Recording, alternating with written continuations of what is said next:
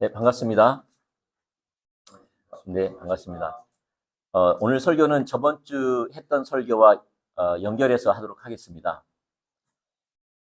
어, 하나님께서는 모세에게 친밀함을 허락하셨습니다. 하나님은 모세에게 하나님의 신임을 허락하셨습니다. 그 이유는 모세가 하나님의 길을 구했기 때문입니다. 길을 구했기 때문이에요. 하나님의 길은 우리가 길이라고 하는 것은 말 그대로 로드, 그냥 길이 있고요. 도로가 있고요. 또 어떨 때는 길 하면은 인생 길이라고 말하기도 하고요. 인생살이, 인생길이라고 말하기도 하고. 여기 성경이 말하는 모세가 길을 구했다는 말은 하나님의 마음을 구했다는 거예요. 하나님의 우중과 우도. 그분의 목적. 그분 안에 있는 것을 구했다는 거예요. 그렇기 때문에 항상 하나님은 모세에게 하나님의 마음을 계시했어요. 하나님의 우중과 우도. 내가 애굽을 보내는 목적, 애굽의 10가지 재앙을 내리는 목적, 내 홍해를 인도하신 목적, 광야로 인도하신 내 우중과 우도. 내가 일부러 홍해로 인도했고 먹을 것이 없는 곳으로 인도했고 어느 누구도 보호할 수 없는 광야로 내가 인도한 하나님의 우중과 우도를 항상 모세에게 계시했어요. 그래서 모세는 하나님 마음을 알았고 항상 하나님의 마음에 합한 삶을 살았어요. 그렇기 때문에 하나님은 항상 모세에게 하나님의 친밀함을, 하나님의 임재를, 하나님의 신임을 항상 허락했어요. 반면에 광야 이스라엘 백성들은 하나님의 길을 구하지 않았어요. 그들은 자기의 필요를 위해서 하나님의 목적과 하나님의 도우심과 하나님의 은혜만을 구했어요. 그들은 하나님의 길에 대해서는 관심이 없었어요. 그래서 그의 삶 가운데 하나님의 능력과 기사와 표적은 경험했지만 아버지의 마음을 몰랐기 때문에 하나님의 친밀함도 허락하지 않았고 하나님의 임재 안에 거하지도 못했고 그 세대는 광야에서 약속과 유업을 이루지 못한 상태에서 죽고 말았지요. 그래서 오늘 우리에게 하나님이 어디로 초청하고 계신다면 모세와 같이 하나님의 길을 구하는 삶으로 우리를 초청하고 계세요. 다시 말해서 하나님의 마음을 구하는, 하나님의 우중과 우도를 구하는, 그분 자신을 구하는, 그분의 목적을 구하는, 그분의 생각을 구하는 이 자를 우리를 인도하고 계세요. 자, 그렇다면 오늘 이제 풀어갈 것이 뭐냐면 모세가 하나님의 길을 구했는데 왜 구했냐는 거예요. 아버지의 마음을, 아버지의 우중과 우도를 왜 구했냐는 거예요. 그 이유는 하나님의 길을 따라 행할 때에만 하나님을 경험할 수 있어요. 그거예요. 하나님의 길로 행해야지만 하나님을 경험할 수가 있어요. 그래서 하나님의 길을 반대하는, 가지 못하게 하는 것이 뭐냐면 인간의 이성이에요. 다시 말해 합리적인 사고예요. 합리적인 사고는 하나님을 경험하지 못하게 만들어요. 하나님을 경험하려면 하나님의 길로 행해야 돼요. 그래서 오늘 본문 말씀에 뭐라고 써졌죠? 12절에 보면 모세가 여호와께 아뢰되 보시옵소서 주께서 내게 이 백성을 인도하여 올라가라 하시면서 나와 함께 보낼 자를 내게 지시하지 아니하시나이다. 주께서 전에 말씀하시기를 나는 이름으로 너를 알고 너도 내 앞에 은총을 입었다 하였사온즉 13절 내가 참으로 주의 목전에 은총을 입었사오면 원하건대 원한 게 하나가 있어요. 원한 건데 뭘 구합니까? 주의 길을 내게 보이사 내게 주를 알리시고 주의 길로 행해야지만 하나님을 알 수가 있는 거예요. 경험으로 알 수가 있는 거예요. 어디로 가야지만 하나님을 알 수 있다는 거죠? 하나님의 길로만 행할 때에만 하나님을 경험할 수가 있어요. 나로 주의 은총에서 이 은총을 있게 하시며 쭉 이렇게 나오지요. 그러면 우리가 하나님의 길로만 행해야 돼요.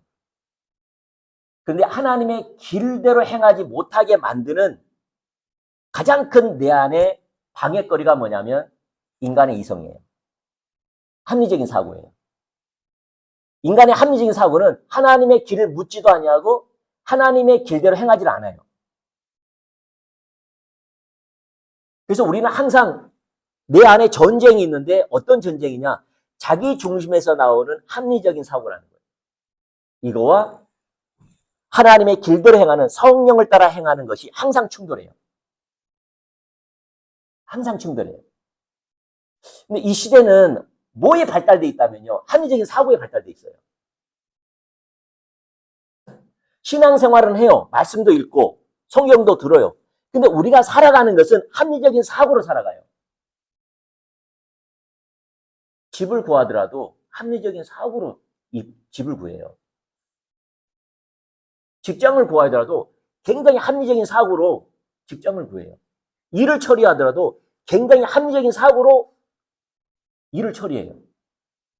이 분야의 전문가를 찾아가서 이 일을 가장 효율적이고 명확하게 처리할 수 있는 합리적인 사고로 그 일을 처리해요. 교회도 마찬가지예요. 교회를 회의를 한다든지 어떤 계획을 한다든지 어떤 문제를 만나든지 뭘 하더라도 기도도 하고 뭐 하지만 가장 좋은 방법이 뭐냐? 합리적인 사고예요. 그래서 합리적인 사고를 갖고 있는 사람들이 큰 소리를 내는 거예요. 근데 문제는 세상적으로 안전할까 모르겠지만 하나님을 경험할 수는 없다라는 거예요. 이제 그걸 좀 보려고 하는 거예요. 사실 이 시대가 하나님을 경험하는 것이 멈춰 있거든요. 경험적으로 하나님을 경험하는 일이 멈춰져 있어요. 도리어 옛날에 우리 부모 세대 때는요, 배우지도 못하고 합리적인 사고도 갖지 못하고 교육을 받지 못했지만 훨씬 더 하나님을 체험했거든요. 근데 이 시대는 하나님을 경험적으로 알지 못하기 때문에 종교적인 모양은 같지만은 세상적인 삶을 사는 거예요. 하나님을 사랑하는 것도, 하나님께 헌신하는 마음도, 하나님 목적으로 삶을 드리는 것도 불이 꺼져가는 시대에 살고 있는 거예요. 이유는 합리적인 사고로 살아가서 우리 이것이 무너져야 할 줄 믿습니다. 아멘. 참고로 성경은 굉장히 합리적입니다. 여러분 기독교의 말로 진짜 합리적입니다. 근데 핵심은 하나님이 전제로 한 합리적입니다. 그래서 하나님이 전제하지 않으면 자유주의 신학이 됩니다. 예를 들어서 여러분 자유주의 신학은요 좀 엮여로 가는 길인데 자유주의 신학이 언제 나왔다면요 기독교를 일반 학교에서 가르침으로 말미암아 생겨난 게 자유주의 신학이에요. 계약은 뭘로 기초하죠? 인간의 합리적인 이성, 사고를 가지고 관찰하고 이해하고 결론을 내죠. 맞습니까? 그래서 이것이 인간의 합리적인 사고를 뛰어넘는 것을 신화로 취급해버리는 거예요. 그게 자유주의 신학이에요. 근데 우리가 대학을, 중학교, 고등학교, 대학교를 가면서 우리는 뭐에 이 틀을 갖고 있다면 합리적인 사고예요. 우리는 그렇게 공부를 배웠기 때문에. 그래서 내가 원하든 원하지 않든 우리 가운데 뭐가 있다면 자유주의 신학이 있어요. 각자가. 그게 이단이라고 말하지만 가지고 있어요. 한명 광야 이스라엘 백성들도 자유주의 신학을 갖고 있는데 오늘 저 그걸 보면서 우리가 인간의 합리적인 사고가 얼마나 하나님의 역사를 방해하는지를 좀 보려고 해요. 아멘? 여러분, 예를 들어서 좀 이제 헷갈린 것 같아서. 여러분, 그, 동령녀 탄생, 성령으로 동령녀에서 탄생했죠. 예. 그 세상의 합리적인 사고는 그건 신화죠. 남자를 알지 못한 여자가 아이를 뵌 거예요. 난 거예요. 근데 우리는 그게 합리적이지 않아요? 하나님이 존재하니까 합리적이 안 합리적이에요. 합리적이죠. 아멘? 예수님 우리를 걸으신 거. 합리적이 안 합리적이에요? 합리적이죠. 왜요? 하나님, 예수님은 신이시니까. 하나님이시잖아요. 그래서 우리가 말하는 것은 하나님을 전제로 한 합리적인 사고예요. 이걸 기억하셔야 돼요. 세상은요, 하나님이 전제로 하지 않는 합리적인 사고고. 그래서 하나님이 전제한 합리적인 사고가 뭐냐? 이게 하나님의 길이에요. 하나님을 전제로 한 합리적인 사고가 하나님의 길이에요. 하나님이 전제하지 않는 합리적인 사고는 세상 지식이고 자기중심성이고 그걸 좀 보려고 합니다. 이 사건이 두드러기 나타난 사건이 어디냐? 가데스 바냐입니다. 가데스 바냐. 가데스 바냐에 이스라엘 백성들을 하나님이 애굽에서 이제 원래는 하나님께서 애굽에서 바로 지중해로 끼어서 가나안 땅에 보낼 수 있었거든요. 일주일이면 갔어요. 일주일이면. 근데 하나님이 이 가나안 땅에 살고 있는 족속들이 너무나 강대한 족속이기 때문에 그들과 맞닥뜨리면 믿음이 없어 그들이 돌아갈까 싶어가지고 훈련시키려고 홍해로 인도했다고 성경은 이야기하고 있어요. 하나님이 일부러 그렇게 하신 거예요.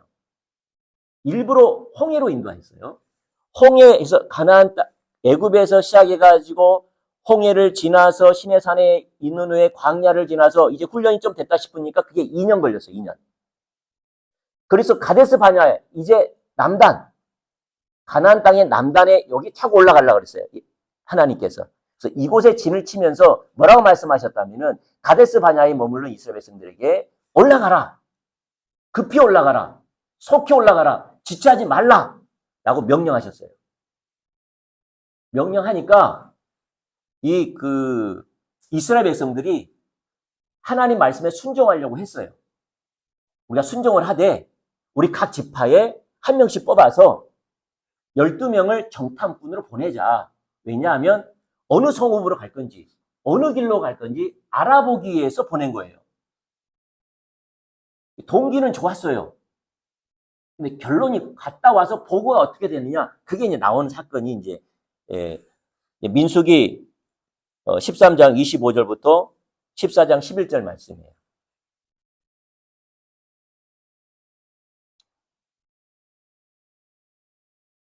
자, 우리 한 구절씩 우리 볼까요? 제가 먼저 하겠습니다. 25절. 40일 동안 땅을 정탐하기를 마치고 돌아와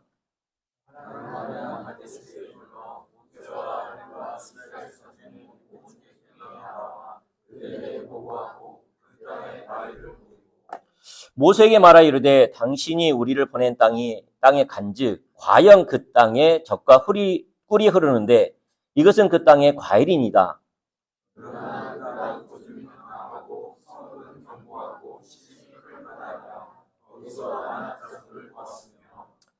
아말렉인은 남단 땅에 거주하고 헤디인과 여부스인과 아모리인은 산지에 거주하고 가나안인은 해변과 요단가에 거주하더이다.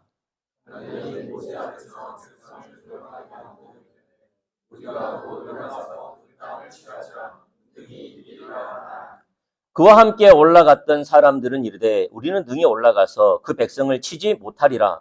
그들은 우리보다 강하니라 하고 이스라엘 자손 앞에서 그 정탐한 땅을 평하였는데 네가 두루 다니며 정탐한 땅은 그 종류를 청진하며 거기서 온 모든 백성은 신장의 장사를 한 자들이며 거기서 네피림의 후손이 아낙 자손의 거인들을 보았나니 우리는 스스로 보기에도 메뚜기 같으니 그들이 보기에도 그와 같았을 것이니라.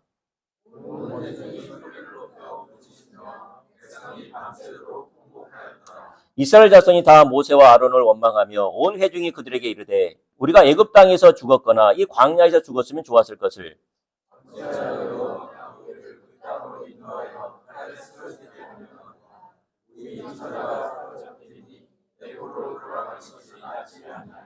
이에 서로 말하되 우리가 한 지휘관을 세우고 애굽으로 돌아가자 하매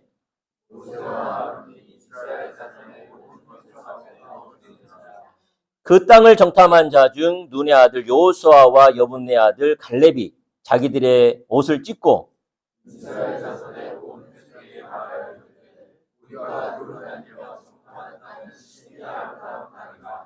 여호와께서 우리를 기뻐하시면 우리를 그 땅으로 인도하여 들이시고 그 땅을 우리에게 주시리라. 이는 과연 젖과 꿀이 흐르는 땅이니라.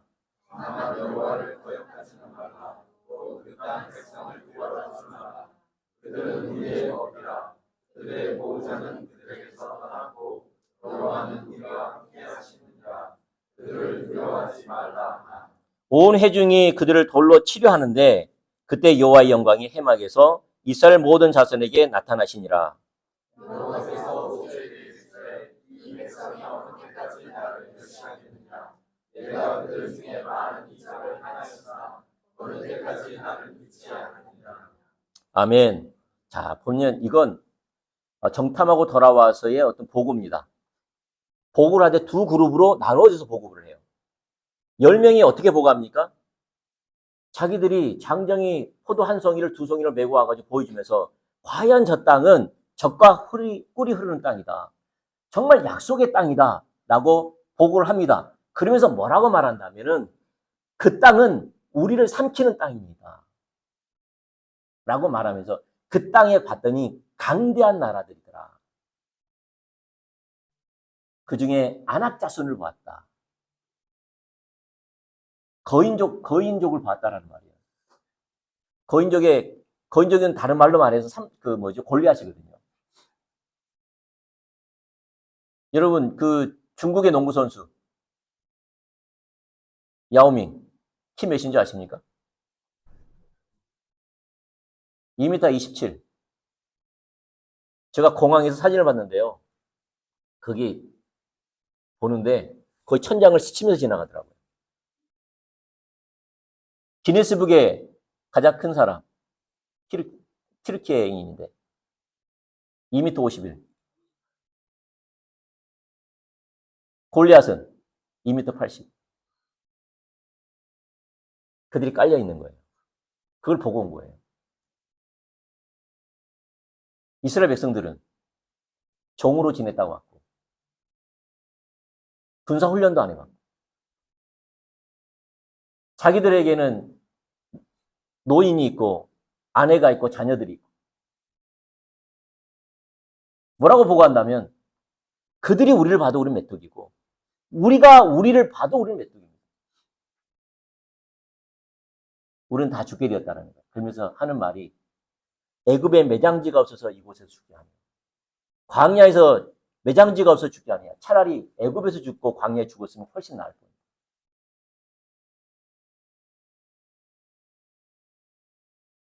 반면에 여호수아하고 갈렙은 어떤 보고를 합니까? 똑같이 처음에 보고합니다. 과연 저 땅은 젖과 꿀이 흐르는 땅이다. 하나님의 약속의 땅이 맞다.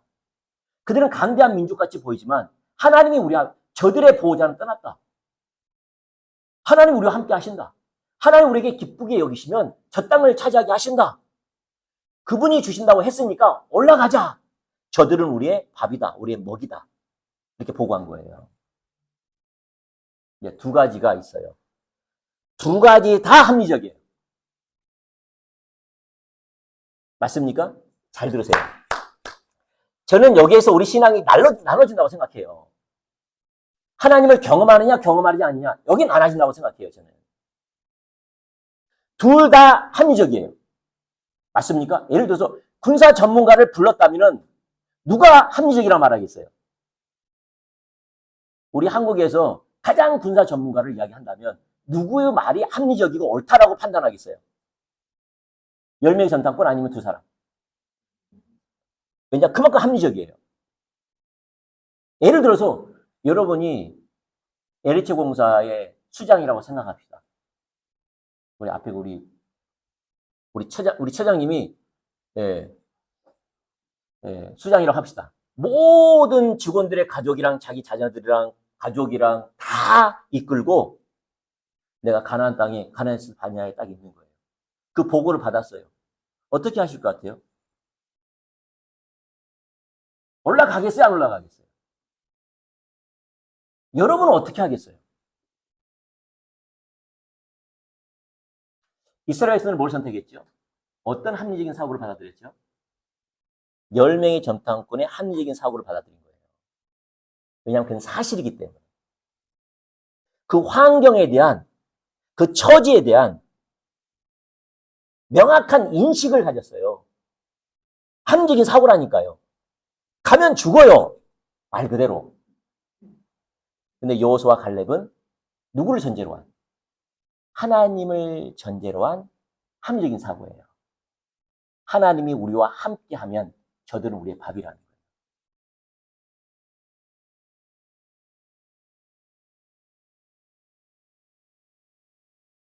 이게 나눠지는 거예요. 근데 하나님은 뭘 불신이라고 말하죠? 뭘 불신이라고 말하죠? 10명의 전당꾼이 보고했던 그 믿음, 그 가치관, 그 이성, 그 합리적인 사고를 불신이라고 그래요. 이것 때문에, 이 사건 때문에 1세대가 광야에서 죽기만을 기다렸어요. 하나님의 심판이 임했어요. 이 사건 때문에. 결정적이었어요. 무슨 말이냐? 하나님과 동행하는 사람이 멈췄다 이 말이에요. 이 사람들은. 다른 게 아니에요. 하나님과 동행하는 사람이 멈췄다는 거예요.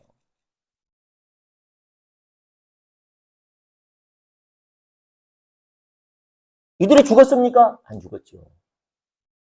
불신했지만 살았어요. 근데 그 삶 가운데 하나님의 생명이 거쳤어요.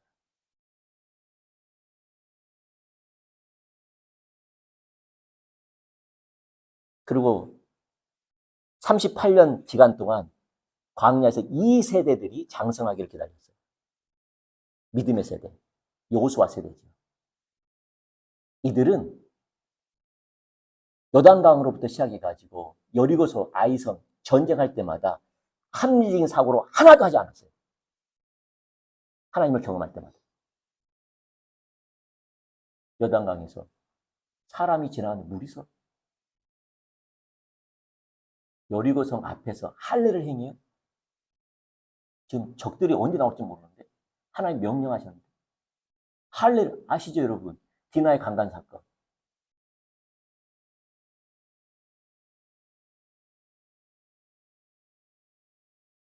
디나의 강간 사건을 통하여서 할례를 행하면 우리가 결혼시켜주겠다 속여가지고 그 세겜 그 걔가 그 민족들이 할례를 좋다 여기 할례를 행할 때 레이와 그 형제 가가지고 다 칼로 다 죽였잖아요. 그들은 알고 있어요. 할례를 행한다면 진다는 사실. 근데 여리고성 앞에서 할례를 행했다. 그리고 성을 돌고 있어.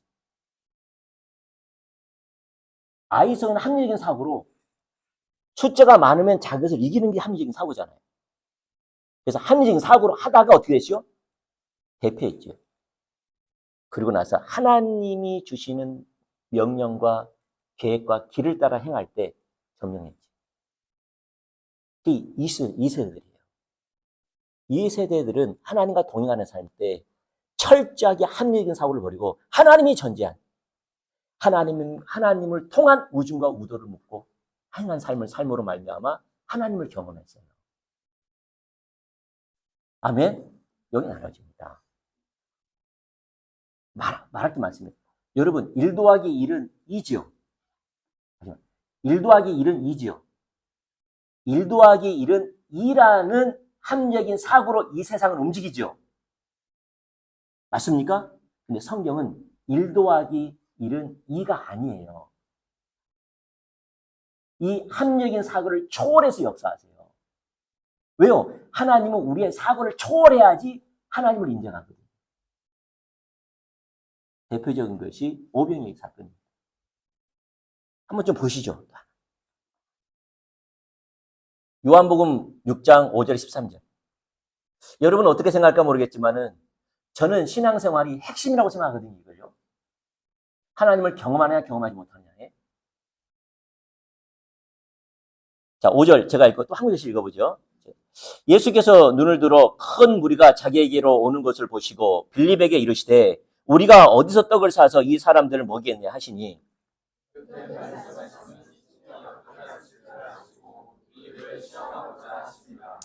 빌립이 대답하되 각 사람으로 조금씩 받게 할지라도 200데나리온 떡이 부족하니이다.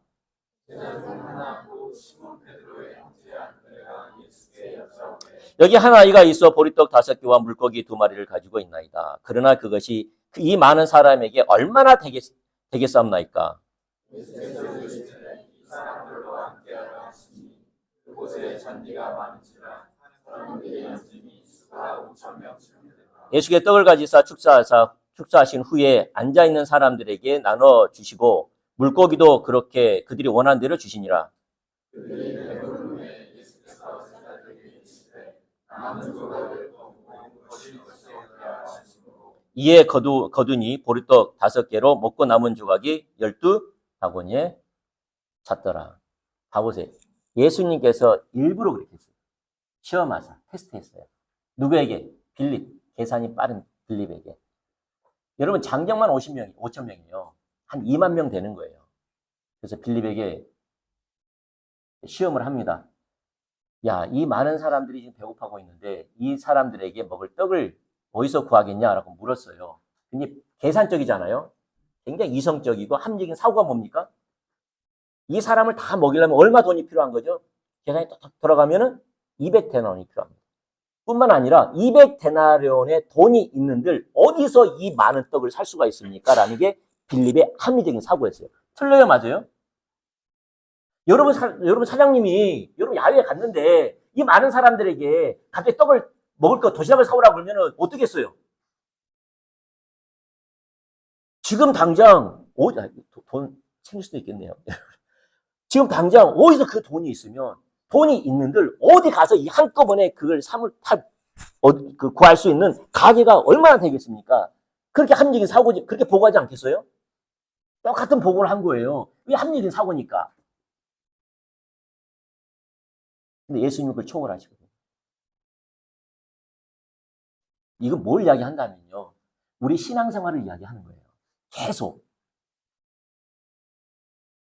물고기 2마리와 보리떡 5개로 배불리 먹게 할 뿐만 아니라 보리떡을 남은 것이 12가구니 찼다니까요.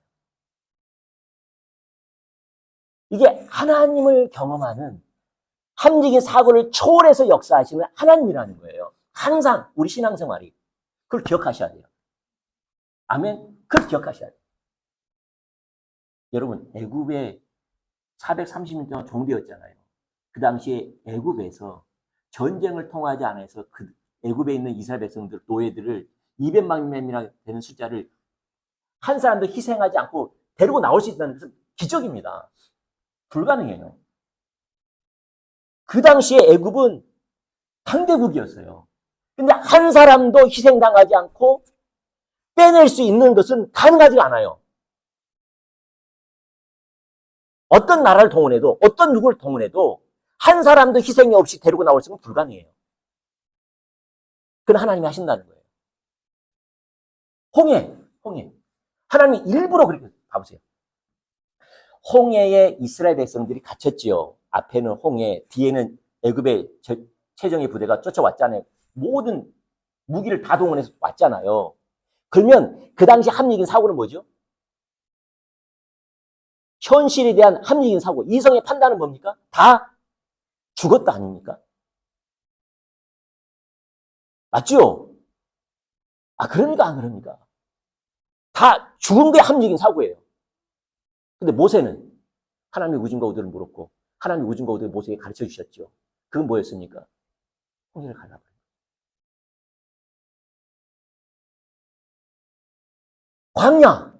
광야. 먹을 것이 없어요. 200만 명이 넘어요.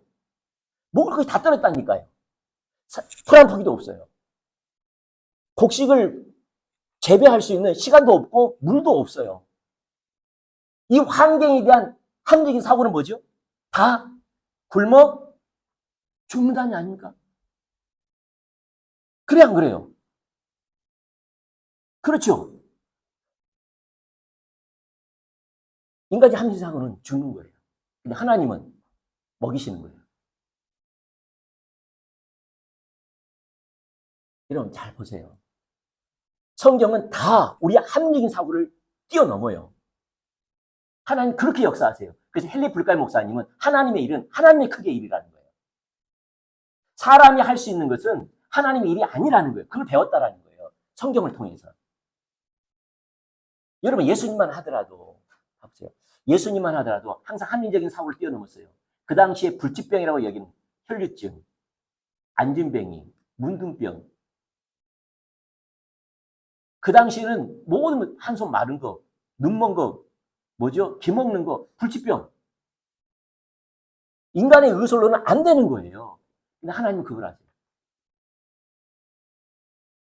나사로 죽은 자는 썩은 냄새가 나면 살아나요, 안 살아나요? 합리적인 사고는. 그래서 예수님이 가니까 마리아와 마르다가 말렸어요. 가지 마세요. 오라버니는 죽어서 썩는 내가 납니다. 가지 마세요. 그랬어요. 살려내시거든요. 잘 보세요. 성경은요, 우리가 합리적인 판단으로 어떤 것을 보거나 어떤 것을 판단하면 하나님을 경험하지 못해요.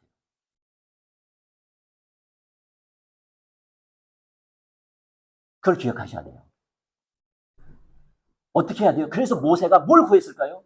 하나님을 알기 위해서, 경험하기 위해서 주의 길을 구했던 거예요. 그래서 하나님은 모세에게만 길을 계시했어요.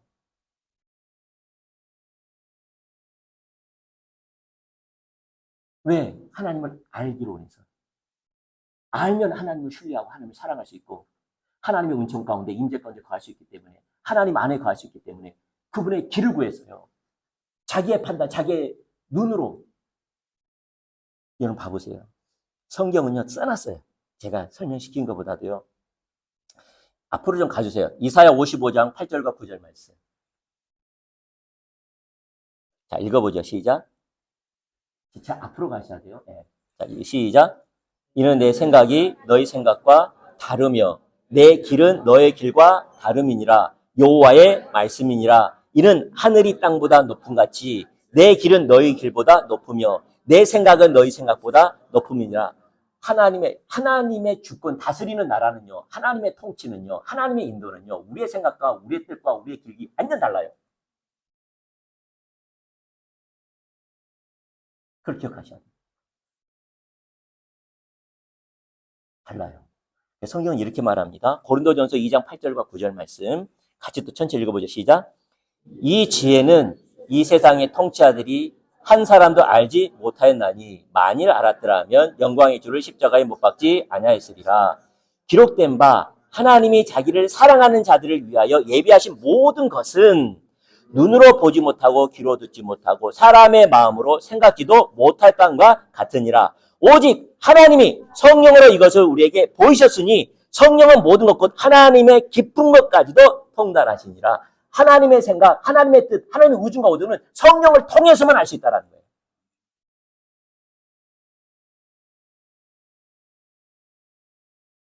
아멘.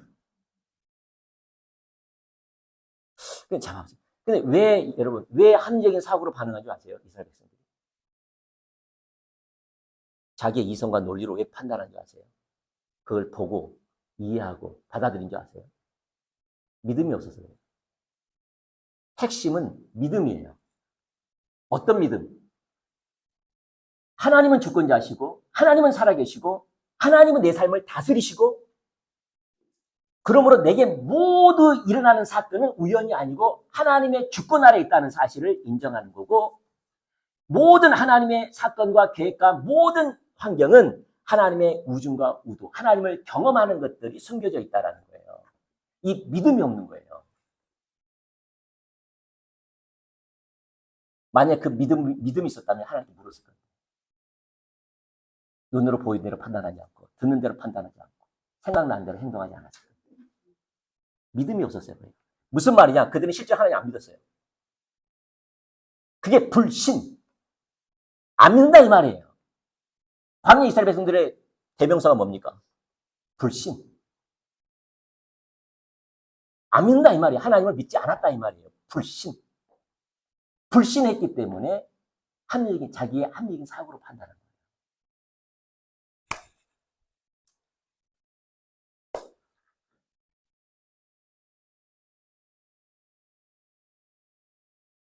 여러분이 집에 돌아가서 남편이 여러분에게 뜻하지 않는 거친 말을 하고 오해를 하고 실망을 줬어요. 100% 잘못했어요. 거기다 합리적인 사고는 뭐죠? 내가 상대방을 미워하고 판단하고 소원함을 갖는 것은 합리적이죠. 100% 잘못했으니까. 합리적이 아니에요? 합리적이죠. 그래, 안 그래요? 위험한 건 당연하잖아요. 그건 세상적인 합리적인 사고예요. 우리는 뭐지요? 그것을 하나님 내게 허락했다.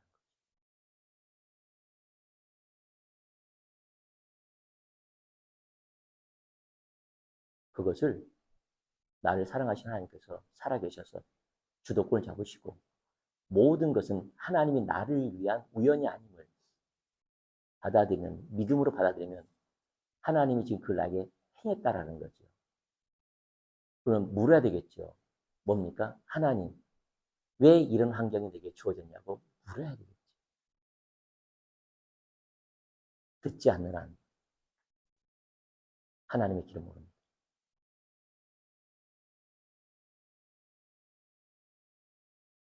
환경은 나에게 관심 있는 것. 상대방을 용서하고 친절을 베풀고 인내하란 말이 아니에요. 그런 껍데기에 내 노력으로 할 수 있는 그렇게 반응하란 말이 아니에요. 그건 좀 있으면 용수철 누른 것처럼 누리다가 폭발해요. 그게 신앙생활 아니에요. 그렇게 행한 하나님의 우중과 우도를 알고 행할 때 하나님을 경험한다.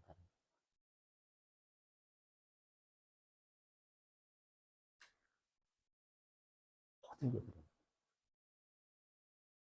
직장의 모든 일, 사건들, 어떤 업무가 맡겨진 것들. 사적인 영역이 아니에요. 하나님의 진리는 공적이에요. 모든 세계 다 적용돼요. 하나님께 물어야 돼요. 하나님 경험하려면. 일 처리도 할 수 있어요. 위기도 넘길 수 있어요. 근데 하나님 경험하지 못할 거예요. 똑똑하다, 위능하다. 이런 소리는 들까 모르겠지만 하나님을 경험하지 못할 거예요. 하나님을 경험하려면 이 업무를 준, 이 사건을 준, 이것이 내게 주어진 하나님 우중과 우도를 묻고 하나님의 길대로 행할 때 무엇이든지 하나님 경험할 수 있어요. 그게 신앙생활입니다. 성경 그걸 말하고 있습니다. 전체가 그걸 말하고 있습니다.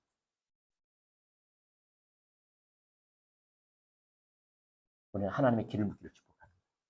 기도하겠습니다. 참 좋으신 하나님 감사합니다. 정말 우리의 눈을 열어주세요. 하나님 나라의 법칙을 알게 해주세요. 하나님이 다스리는 나라의 길을 알려주세요. 그래서 우리가 하나님의 뜻이 이루어지고 하나님을 경험으로 알 수 있도록 우리가 하나님을 사랑할 수 있도록 하나님의 통치 가운데 더 강력하게 들어갈 수 있도록 역사해 주세요. 우리 이성과 논리로 판단하지 않게 해주세요. 우리가 하나님께 묻지 않는 한 어떤 것을 생각하고 판단하고 정의를 내리지 않도록 도와주세요. 하나님께 묻고 우중과 우도를 하라. 그 길을 따라 행할 때 하나님을 경험하고 하나님의 생명이 우리의 삶을 다스리는 다시 한번 하나님의 생명이 흐르는 하나님의 임재가 흐르는 하나님의 돌보심이 흐르는 역사가 흐르는 한 분 한 분 되기를 좀 축복합니다. 이제는 우리 예수 그리스도와 우리 하나님의 끝까지 사랑과 성령님의 위로 기동 충만한 역사가 오늘 고개 숙인 우리 성도분들 머리머리 위와 내 가정과 직장과 이 나라와 열방 위에 영원토록 함께하기를 축원합니다. 아멘.